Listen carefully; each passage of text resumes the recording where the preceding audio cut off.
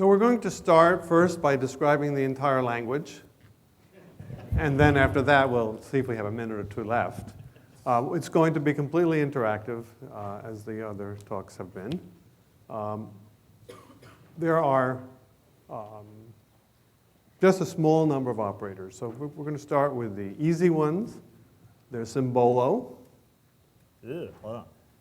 Symbolo. We're starting Symbolo, with absolutely. A little change of pace here. Okay. Which basically says, if I ever get a value, I will be a symbol.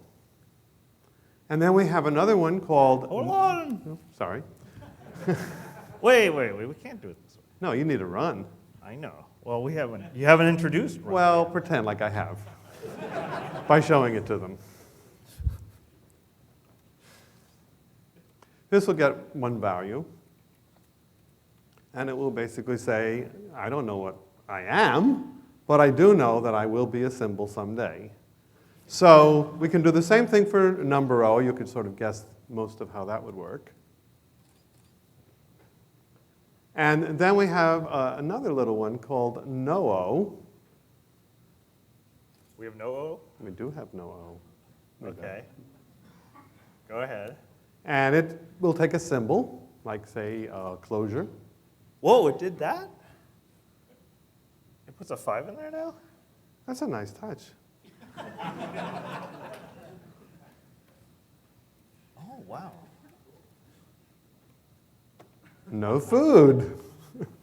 So this sort of gives you an idea that you can keep a particular symbol from ever entering a data structure of any flavor. Now, we do have the simple control operators. I hope some of you are familiar with them. One is called fresh, which introduces fresh variables. And the last one is called cond, which allows you to have lots of answers, as you'll see very soon. We didn't introduce the most important operator in the language. No, we didn't. You want to? I think it's time, yes. We also have unification, which allows us to give values to variables in various ways. And we have disunification, which allows us to say two things will never be the same. Okay, do we have that introduced? Okay. Okay. Well, wait, hold on, let me do the fresh. Okay. All right.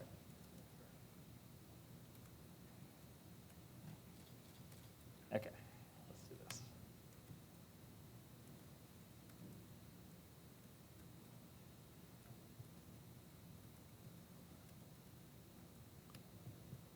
Okay. And there you are. So was it underscore 0? Did you say what an underscore 0 means? Underscore says, I don't know what I am ever going to be.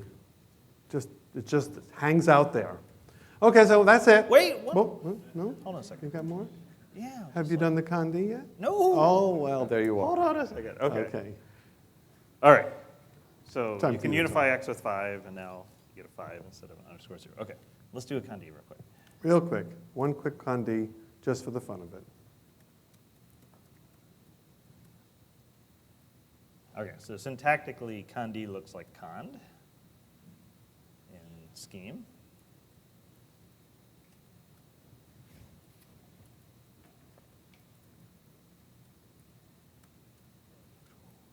All right, so let's do like that, I guess. Okay, so if you say run 1, that'll say you'll get back at most one answer if it exists. And if you want, you can do a run 2. Now in this case, we have 2 answers. So in the first clause, Q, which is our query variable, is associated with X and Y. And in the second case, it's associated with 5.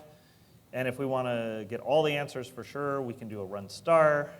And this gives us back a set of answers. And there are no more answers, and it didn't go in an infinite loop, which is nice.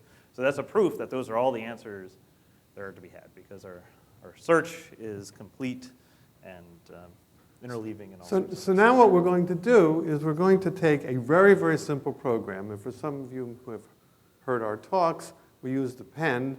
We're going to use something slightly different. We're going to use something called rember from the little Lisper that simply removes the first symbol that matches in a list. Very, very straightforward. And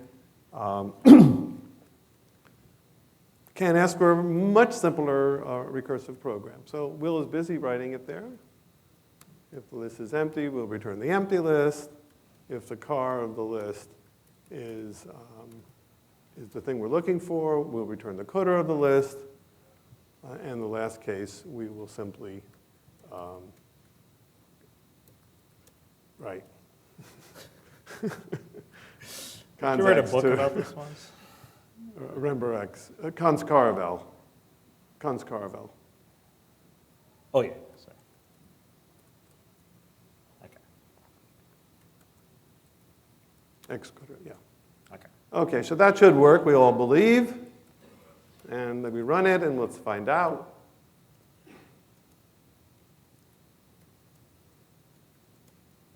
Perfect. And there we see that it removes it. So, simple enough. Now we want more answers than that, so we're going to rewrite it in miniKanren, and let's see what happens. So the way that miniKanren works is you're just not allowed to make nested calls. So we're going to rewrite this entire thing without using any nested calls. So here we go. Whoa, hold on. Okay. Okay. Go ahead. Okay. First step. What's the first step? First step, rename it. Okay? And somebody once asked me, what is that O in the end, right? That remember O? So I thought, well, maybe this is as good a place as any to tell you. It is the top of a question mark.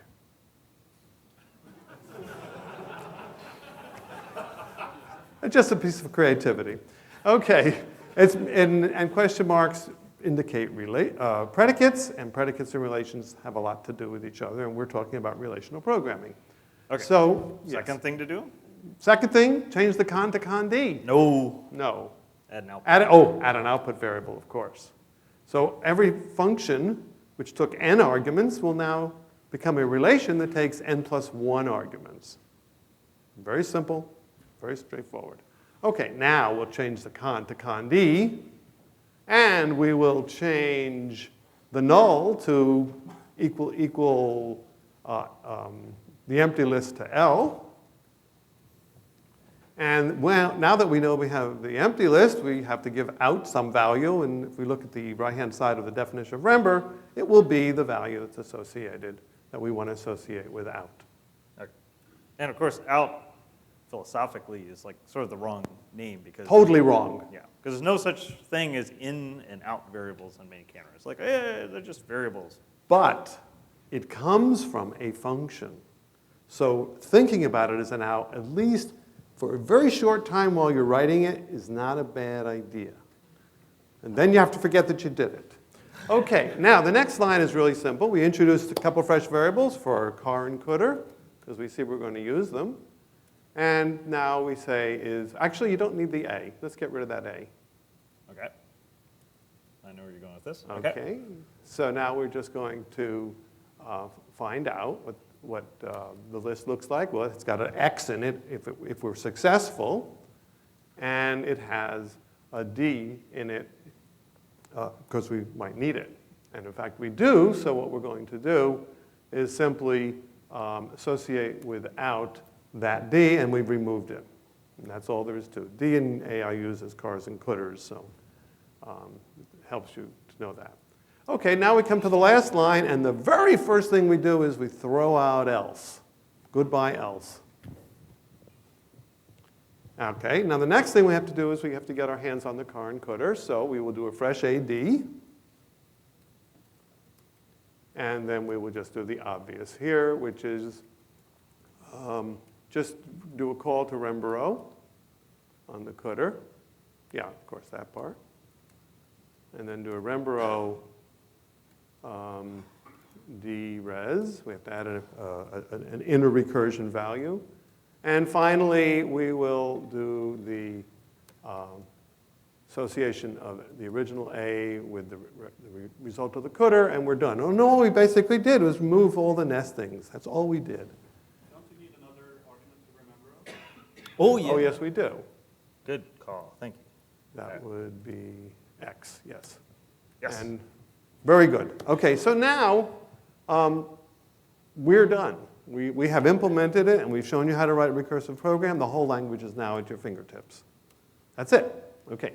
So all we have to do now is try it out. So we want to know if we get the same answer, and sure enough, we do.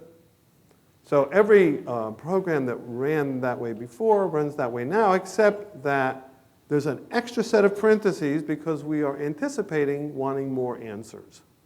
So let's see what happens if we do want more answers. Good enough. And there they are. What? We said we were going to remove B from the list, and there it is again. It's not a very good system. It has weaknesses. So, Will, what can you do about that? Well, I think when we removed that else, that could have been a problem. Okay. So don't just throw away the else. Okay. What else you got? Now we use our disequality constraint. And lo and behold, Okay. A will never be the same as X. Yeah, so what does else mean in our original program? Else means that the tests in the previous clauses all failed. So this is the idea of a Dijkstra guard, if you're familiar with that. In fact, we now have some technology called dmatch, so you can write your scheme programs on the way to translating to miniKanren using Dijkstra guard form so that you can reorder your con clauses any way you want. And this is something you might want to have in closure technology or some closure.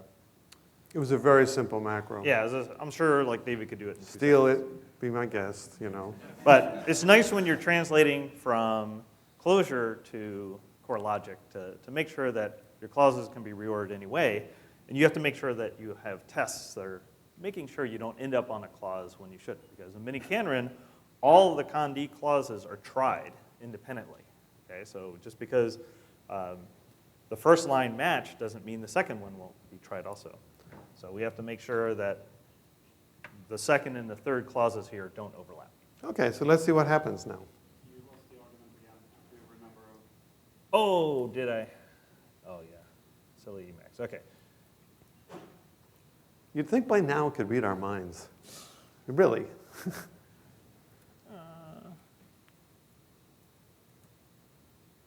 Okay, so. Okay. All right. And it Shall could try if we wrote it Courage style. Okay. It would work. It worked. Okay, so now we only have the one answer. We don't have any bogus information floating around. Okay, so we can now move on to a totally Did new we want to try Do- to push the rubber up? Or do you want to? Nah, I Nah, think this is more than enough. Okay. Okay, so at this stage, what we want to do... Well, we didn't even show it running backwards, though. Oh, we must run it Run it backwards. backwards, Yes, okay. of course. Don't forget. Okay.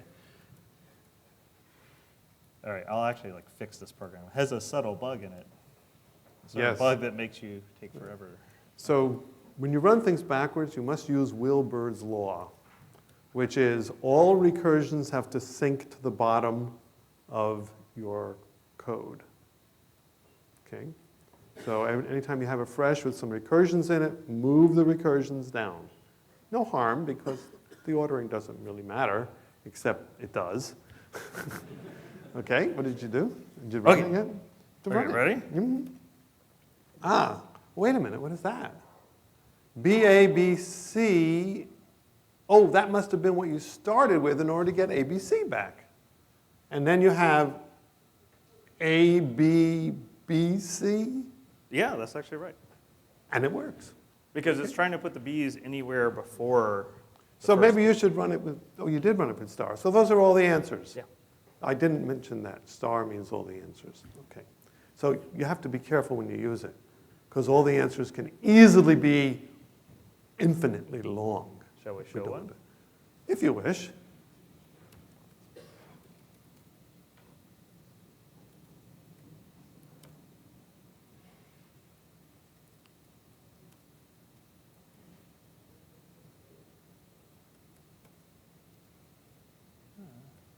Don't forget.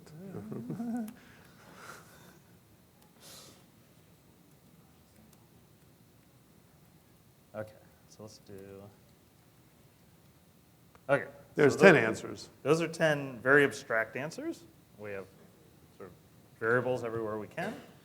And then we can get all the answers. And I'm going to quit that before my computer goes bad. Okay. We'll make a little shift now, and we're going to look at a scheme, not miniKanren, but scheme interpreter. And it's going to be a very quick look. All right, you get to see it? Almost, okay. But it's a vanilla scheme interpreter doing scheme, okay, except there's one little operator up there called fix, because it's not the best thing to have self-application get generated later on when we worry about those such things. So there's nothing terribly, hopefully, confusing about this code. Oh, I have one over here, don't I? And not going to explain it. You know, it's rampant and it's a standard definition, so we can move on. Well, do you want to run it or anything? Sure, run it. Okay, let's demonstrate that it does factorial or something like that, you know. You know that if it does factorial, it really does work. So if you see the answer 120, that's a really good sign. That's like a miniKanren program. You have to fill in the data. Okay, so we have the empty environment and the factorial 5 program. And there we are. 120. Okay, Okay. cool. Good, good. All right. So obviously that's not the exciting part. What we want to do instead is, what are you going to do? No, I don't know. I don't either. Okay. Let's do something simple in the regular in the regular inferencer. So we're now going to show you the inferencer. And for those of you who have seen the St. Louis talk, we had a little fun with an inferencer.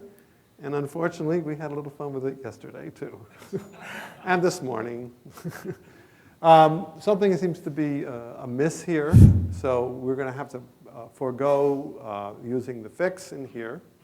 But fear not, we have plenty of interesting things to show you in any event. Well, to set it up correctly, so Dan and I had this great idea for this cool new miniKanren technology we were going to show off today. And we're going to still show it We're off. still going to show it to you. But it was a bug finding technology. And it worked so well that it found a bug in our inferencer that we were using to help show the bug. So yes, we actually used this to find the bug, but we haven't fixed the bug yet. It's going to be very simple. In fact, if you want to leave it up on one, oh, you can't do that. If you leave it up on one screen, then you could have the benefits of debugging on this side while we're showing the rest of the fuzzer technology. Oh, excuse me, sorry. All right, so what we want to do now is... well, do you want to show it running? Yeah, we need Like to show it type running. inference? Yeah. Let's do some type inferencing. Just make sure you commented out the fix lines, please. So of all things, our fix needs a fix. It's broken. Okay. All right. So, what do you want to type check, Dan? Oh, I don't know. How about lambda x, lambda y, times xy? Lambda x. Lambda y times x. Oh, you don't want an application? Okay. No, we don't need application. All right. And you And want then times the xy? Yeah, times xy, and I will do that in the empty environment, which we're using the same order that we used in the interpreter, so it's expression and environment. But here, of course, we want to get back a type. So let's give ourselves a type. Oh, you've already produced the type, okay? Yep. So that's the type. It's a function that takes an integer and returns a function, and it also expects an integer and so on. But we could do something slightly better. We could, Oh, yeah. you want to go ahead, just make something up. Let's just take that type we generated Yeah, and plop that in. sure. All right. And generate a program with that type. And there is the program. Now notice, by the way, there's a program there, but there's also some deals that had to get made to make this work. So we had to agree that certain things were going to be like symbols, certain things were going to be numbers, certain things were not going to be the symbol lambda, and stuff like that. From there, we can produce one answer. But are there more programs, perhaps, that have that type? Let's find out. Okay. What did we do? Put a star there I by was accident? I was going to do like 10,000. Oh, well, 10,000 wouldn't. How about how 1,000? about 1,000, 1,000? maybe? One Mississippi. Oh, that was fast. Okay, so here comes our 1,000 programs that have the type arrow. No, it has like a couple errors in it, right? Has- It has like arrow in, arrow in, or in, arrow in. yeah. Yeah. Yeah. Okay. So our type inferencer, for the most part, works. You don't have to worry about it anymore because we've taken fix out of it. Okay, so now what we want to do is use this list of correct programs and hand it to the interpreter that we wrote in the scheme. Okay?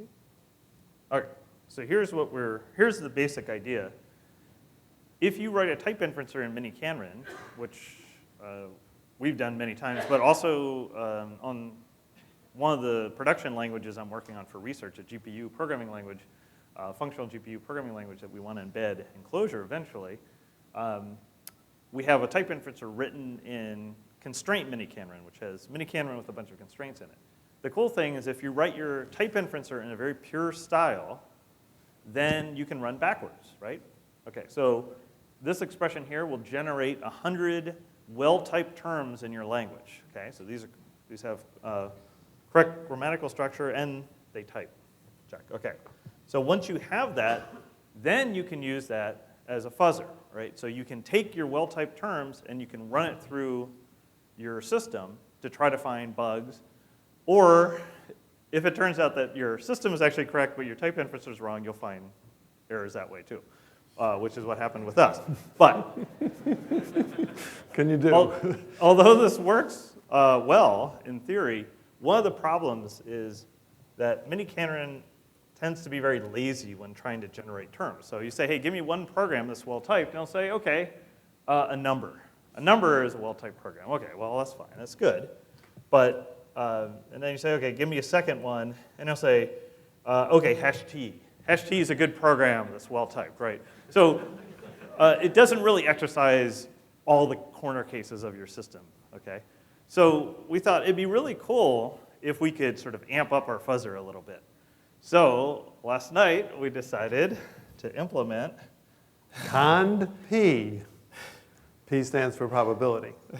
Even though we're not actually using probabilities, we just request that you give numbers. P stands for probably works. Probably works. Don't forget, when you do this, you need to remove the fixed line. Oh, yeah. Yeah.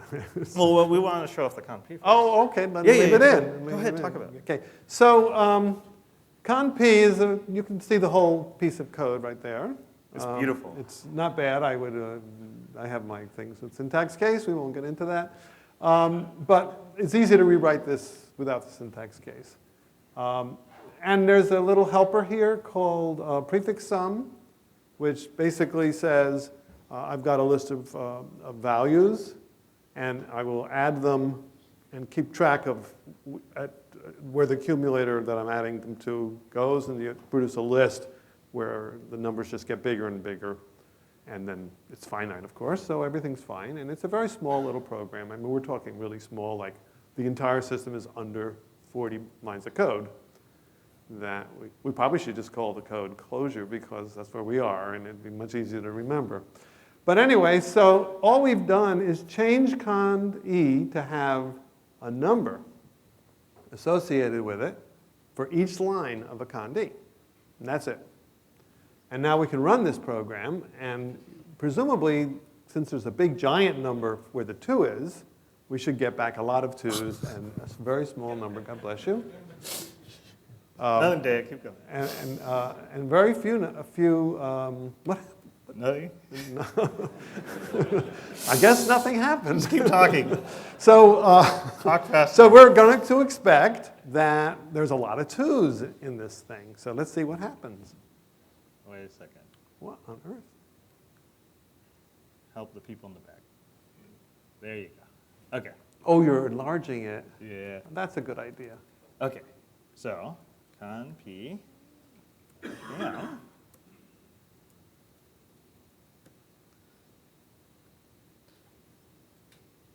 All right, so now we can have this little example. So Right. if we change these numbers to all 1s, this means that you have the same probability of getting any of these answers back, 1, 2, or 3, right? But if we want to make one of the answers more probable, then we can just kind of weight it. And if we want to put floating point numbers or whatever. You can put any numbers you want in there, Yeah, so. as long as make sure this they works. work with addition. That's all. Okay, No yeah, so condition. we can really skew it in one direction or another. So Mhm. I guess here we're not going to see too many 3s. Yeah, okay. So the cool thing for me about this program, the conp, was we actually didn't have to change any miniKanren code at all. Like we just could add code. So if you want to add your own notion. This is what we've been just trying flow. to tell everyone. Get the right definition of your language and then have it be flexible. You know, you guys have all learned how to use inflexible languages at one point in your life, but you're not doing that anymore, are you? So that's what that's what needs to happen. We need to be able to have the ability to just write the 40 lines and call it a day. Okay. Okay, so should we show off the interpreter? Because we actually have a working interpreter at this yes, I think we Okay. could show up the So this interpreter is, a little bit. yeah, this is like kind of the idea with the fuzzer here. So we can, So what we wanted is good answers, right? So we're going to, do you have them? You have numbers on them, yes? yeah, Okay. so one problem, when you're trying to generate interesting answers with miniKanren and running an interpreter backwards, one of the classic problems is that it tries to generate these simple terms like hash t or whatever, and you don't get too many procedure applications, because applications are the interesting types of terms in the lambda calculus. So we can weight heavily applications. So I put a 20 here, and a 1 for lambda terms, which are only values in this language, and then 1 for variables. And actually, I'll show you what it looks like when we put all 1s first. Yeah, it's not very pretty. So if we just try to generate some programs here and their values. So let's do like 10 of them, I guess. Okay, so you'll see, because this is probabilistic, we can get the same answer back. We have overlap. But a lot of the terms are just lambda. They're very some boring. Lambda term, Very some- boring. Some variable and some body, that's right. So if we want to skew it a little bit, Coins. we can put in, we can put in a 20, and see if this works any better. Whoops.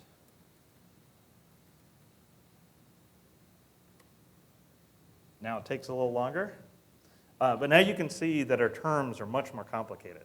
So for example, that one has lots of applications in it.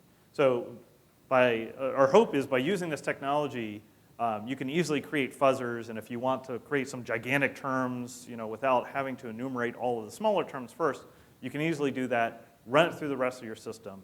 So this is hopefully an example of how the purities, remaining pure. Like a lot of people will ask, well, with logic programming, that's great, but what does running backwards give you? Well, it gives you lots of flexibility. If you're going ahead and specifying the type system, you may as well use that to be able to generate terms of arbitrary complexity that are well-typed that you can then send through your system to stress test. And you'll also have the, well, it's Quine time. So let's learn a little bit about Quines. Okay, so you have the code up there yet? No, okay. So the only difference between these two systems is we've added two expression types. And One we got rid of the number stuff, the probability yeah. stuff for this one. is- Oh, that'd be interesting too. It might be, but not today.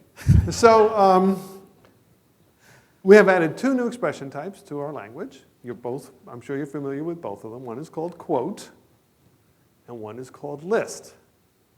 And the only thing that's sort of interesting about quote is it says no quote closure in there, because it turns out that you can generate expressions with the word quote. So because it doesn't know that you're going in or out. It doesn't have any idea what you're doing.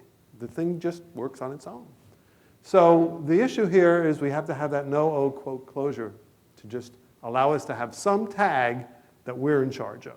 And that's the tag we've chosen. Okay, now the others are just kind of obvious. And certain, not trivially obvious, but obvious given the time. Yeah. This not in 9 envo is kind of neat because it allows you to have things like lambda, lambda, lambda as an expression in a language. The first lambda says, I'm a lambda. The second lambda is just another name for a very nice variable. And the other one is that same variable. So you get the identity function, for example, if you do lambda, lambda, lambda. And you can play all sorts of crazy games like that. Now, how do we know this is necessary? Because it was generating a lot of gibberish. And we could we didn't know what to do. So we had to add this thing called not in envo that says, I am not in the lexical scope at this point in time. Remember, when you're running things backwards, you get a little dizzy. Okay, it's quite tricky stuff. Okay, Will, do you want to add anything about this? Yeah, so when we demoed miniKanren last year at the unconference thing, or unconj thing, Stu Holloway, who may be here somewhere, asked... He is.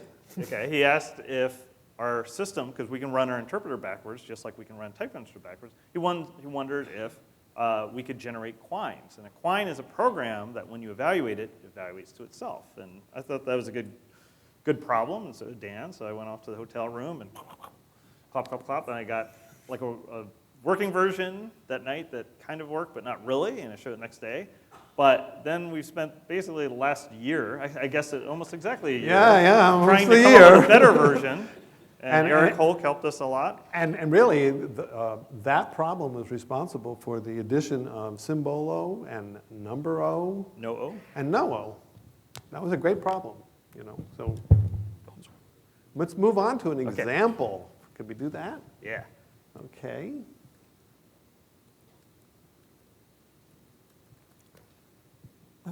Oh, nice. Okay. Just remove it. Just quote it out or something. Oh, yeah. You know what a thrine is, by the way? It's up there. It says... Don't tell them. Oh, well, okay. Come on. All right. Okay, ready? Mm-hmm. Okay. So let's do... Okay. So the question is, we've got this eval expo thing, which takes an expression, an environment, and then you get some output answer, like that, okay? And the question is, how can we use this program to generate a program that evaluates to itself? So what can I write here for exp? Well, for environment, we want it to evaluate in the empty environment, so we don't want any variable bindings in place. But what expression can we have and what output can we have to make sure that we're going to generate a program that evaluates to itself? Any ideas? QQ, okay, that sounds good. Okay, so we want the same expression as the input and the output.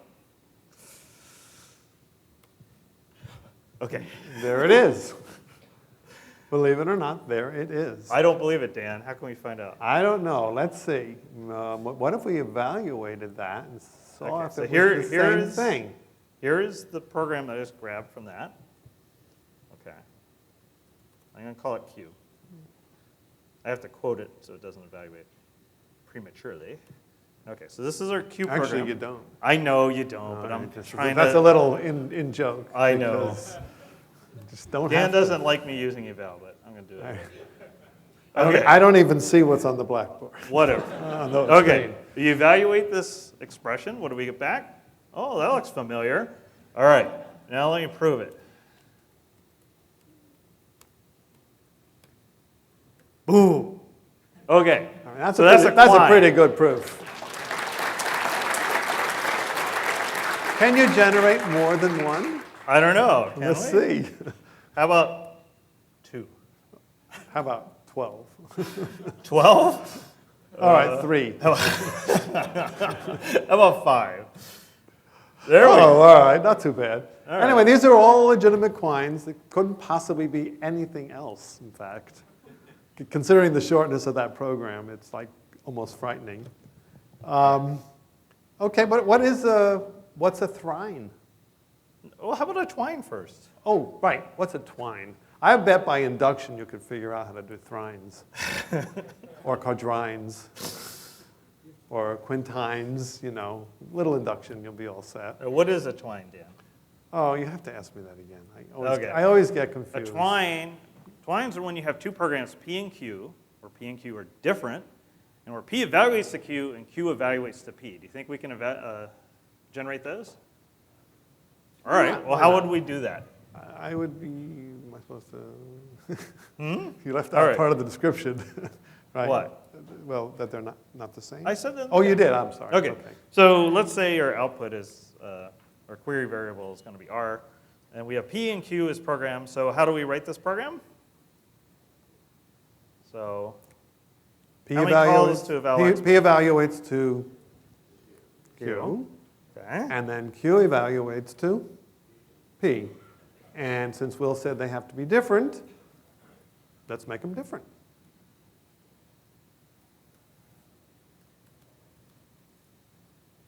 And let's watch it run. Oh, I forgot. What happened? Slight fail. Hold on. Did we leave something out? No, oh, whoops. Hold on. You want to make them last? Yeah, perhaps? I forgot. To You actually, forgot like- Will Byrd's law. No, that law is fine. Oh, you didn't show anything. I forgot to actually, you like- forgot to give a value for them. Yeah. All right. It actually generated a quine, but it wasn't Yeah, going to show it you. wasn't a very interesting one. There it it's is. fine. There we go. Okay. Okay, so we have 2 programs here. All right. Okay, so you got that expression and that expression. Okay, Mm-hmm. so let's define Q, or no, P. You have to go be all the the way. first one. You have to- Okay, you have to quote it. So I'm going to grab this whole thing. It has a quote. Well, no. No, what? I don't think that's it. That's it. I've done this before. All right. All right, that's P. And then I trust him. Q. Mm-hmm. Okay, all right, so let's see here. We got P, and we have Q. All right, let's see if this works. So, should be able to eval P. That should be equal to Q, right? Mm-hmm. Should we go for broke here? Oh, okay. Oh, sorry. I'm getting nerd chills. Okay.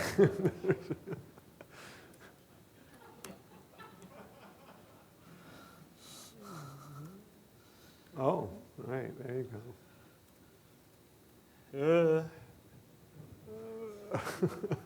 I'm nervous. Proof. Okay, so you get the story, and by induction you can play to your heart's content.